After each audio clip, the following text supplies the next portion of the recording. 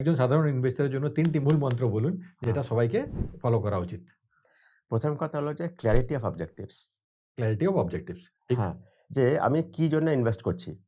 লোকে মনে করে যে আমি ইনভেস্ট করছি ফর গেটিং হায়ার রিটার্নস, যেটা সম্পূর্ণ ভুল নয়। কিন্তু এখানে একটু গন্ডগোল হয়ে যাচ্ছে। কারণ if you are investing for higher returns, আপনি বলুন না গত কয়েক বছরে what has given the highest return? গত ৫, ৭, ৮ বছরে মোটামুটি বলুন? ক্রিপ্টো। ক্রিপ্টো। ক্রিপ্টো। ঠিক আছে? ক্রিপ্টো কত দেয়? কোনো বছরে +100%, কোনো বছরে +1000%, কোনো বছরে -100%। ঠিক আছে? কিন্তু আমি যদি সেইটা করি, যখন -100 হয়ে গেল, আমার পুরো পোর্টফোলিও ডুবে গেল। তো কথা হচ্ছে যে is my objective to get higher returns or is my objective ধরুন যেকোনো যেমনি আপনি করেন রিটায়ারমেন্ট। আজকে আমার বয়স ৪০, ৬০ বছর রিটায়ার করব, ২০ বছর আছে। আমার ৬০ বছর বয়সে এত টাকার সম্পত্তি বা ফাইন্যান্সিয়াল সম্পত্তি আমার চাই। That is the objective. Have a clarity of objectives. ওইটা একটা। আরেকটা হলো যে আমি যেটা করছি, ইনভেস্ট করছি, কেন করছি?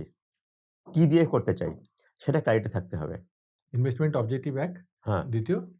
দ্বিতীয় হলো যে যেটা করছি, কেন করছি? আচ্ছা, যেটা why? বললাম হ্যাঁ, why? আচ্ছা, বা কিভাবে এগোচ্ছি? মানে আচ্ছা। আমার যে ভেহিকল যেটা কিভাবে এগোচ্ছি সেটা ক্ল্যারিটি থাকতে হবে। আর থার্ড? থার্ড হলো লেখা থাকতে হবে। যতক্ষণ না হচ্ছে don't change the goal post.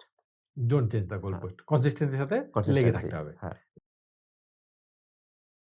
Mutual fund investments are subject to market risks. Read all scheme related documents carefully.